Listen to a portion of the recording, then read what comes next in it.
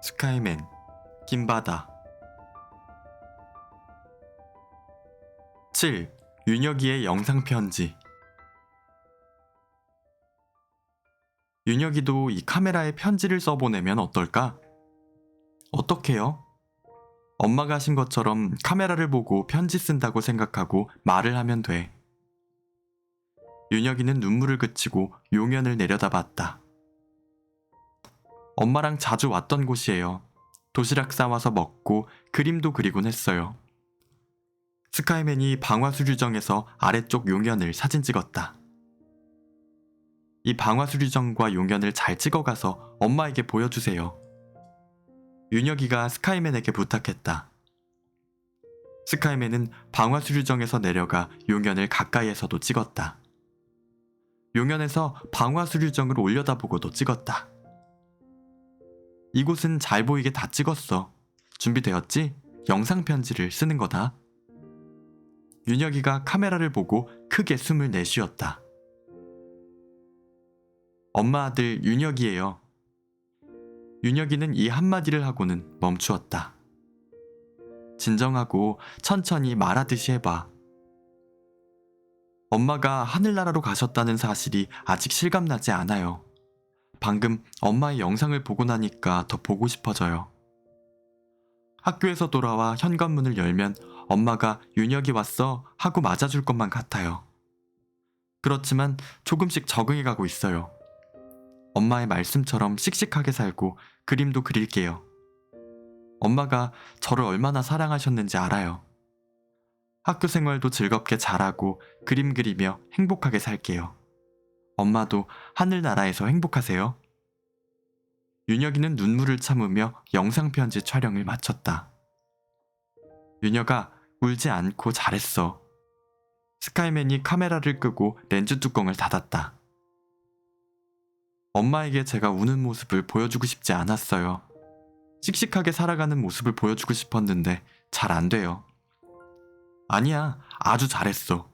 여기 방화수류정과 용연 영상도 충분히 찍었으니까 같이 보여드릴게. 방화수류정 안으로 아줌마 두 분이 올라왔다. 아, 시원하고 좋다. 용연에 연잎이 많이 자랐네. 꽃무늬 원피스를 입은 아줌마가 아래를 내려다보고는 감탄했다. 수원화성에서 가장 아름다운 곳이라는데 정말 아름다워. 줄무늬 셔츠에 청바지를 입은 아줌마도 사방을 둘러보며 좋아했다. 원피스를 입은 아줌마가 용연을 내려다보면서 힐끗힐끗 스카이맨을 훔쳐봤다. 어머, 저 사람 좀 봐. 옷을 뭐 저렇게 입었대? 원피스 입은 아줌마가 청바지 입은 아줌마에게 수근수근했다. 작은 소리로 말해도 또렷이 들렸다. 윤혁아, 이젠 가봐야겠어.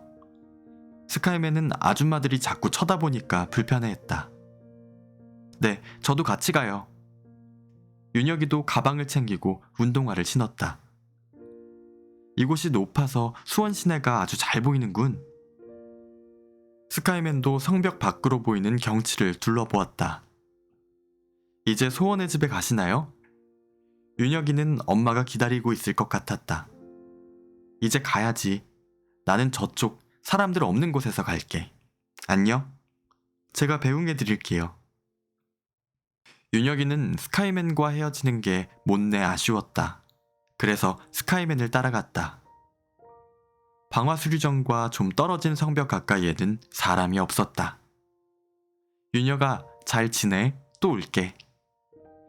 스카이맨이 오른쪽 손목에 차고 있는 시계 단추를 살짝 누르자 위로 올라갔다. 스카이맨은 위로 올라갔다. 스카이맨 손을 꼭 잡고 있을걸. 나도 따라가게. 윤혁이는 멀어져가는 스카이맨을 보며 매달려서 따라가고 싶었다. 스카이맨은 점점 작아져서 점처럼 보이다가 완전히 사라졌다. 윤혁이는 바로 집으로 갈 수가 없었다. 다시 방화수류정으로 갔다. 신발을 벗고 올라갔다. 시원한 바람이 불어와 이마에 스쳤다. 아줌마들도 떠나고 없었다. 윤혁이는 용연이 잘 보이는 자리에 앉았다. 엄마와 와서도 이 자리에 앉아서 용연을 내려다보았는데 초등학교 2학년쯤 된 아이와 유치원생 같은 아이가 뛰어다녔다. 엄마는 두 아이가 노는 모습을 스마트폰에 담고 있었다. 엄마도 여기 와서 윤혁이가 그림 그리는 모습을 사진 찍어줬다. 조금 전에 영상으로 잠깐 본 엄마 모습이 용연 위에 떠올랐다. 가까이 올 수가 없어서 안타까워하고 있다. 비록 영상으로지만 보고 나면 보고 싶었던 마음이 누그러질 줄 알았는데 더 보고 싶어졌다. 눈물이 볼을 타고 흘러내렸다. 윤혁이는 옷소매로 눈물을 닦고 일어섰다. 윤혁이는 성벽을 따라서 걸었다. 엄마와 함께 수없이 걸었던 길이다. 밤이면 은은한 조명을 받아 빛나던 성벽길을 걸어 집에 가곤 했다. 윤혁이가 집에 도착해서 현관문을 열고 들어가는데 깜깜하다. 밤에 쳐둔 커튼이 그대로 있어서다. 윤혁이는 방 안에 들어갔다. 가방을 벗어 던지고 침대에 누웠다. 오늘 본 엄마가 눈에 선했다. 1년 전 윤혁이는 갑자기 엄마 없는 아이가 되었다. 자신의 의지와 상관없이 그 뒤로 윤혁이를 보는 친척들과 동네 어른들의 눈빛이 달라졌다. 불쌍해하고 가엾어하는 눈빛, 그런 시선이 윤혁이는 너무 싫었다. 학교에서 친구들이 엄마 이야기를 할 때면 가슴 한 구석이 칼끝에 쿡쿡 찔리는 것처럼 아팠다. 친구들 앞에서는 아무렇지도 않은 척했다. 강해지려고 눈물을 참았다. 그래서 혼자 화장실에 가서나 운동장에 가서 소리를 안 내고 울고 들어오곤 했다. 그날 엄마는 야근해서 늦는다는 전화를 했다. 윤혁이는 혼자 저녁을 먹고 숙제를 하며 엄마가 오기를 기다렸다. 윤혁아, 빨리 시옷병원 응급실로 와. 엄마가 교통사고를 당했어. 아빠가 전화해서 다급하게 용건만 말하고 끊었다. 시옷병원은 할머니 병문안 가느라 몇 번 가본 곳이다. 엄마가 얼마나 다친 거지? 이런저런 이야기도 안 하고 무조건 병원에 오라는 걸 보니 엄마가 많이 다친 게 분명했다. 엄마, 제발. 윤혁이는 정신이 없고 눈물만 주룩주룩 두 뺨으로 흘러내렸다. 폰과 교통카드를 챙겼다. 그리고 헐레벌떡 시옷병원으로 가는 버스를 탔다. 엄마, 엄마. 작은 목소리로 엄마를 부르며 버스가 빨리 도착하기만 바랐다. 시옷병원 앞에 버스가 섰다. 윤혁이는 병원 응급실로 달려갔다. 응급실 안내판에 지수연 수술 중이라고 쓰여 있다. 엄마가 얼마나 다친 걸까? 수술 중이라면 많이 다친 게 분명해. 윤혁이는 이런저런 생각으로 머리가 어질어질했다. 혼이 나간다는 말이 이런 상태인가 보다고 생각했다.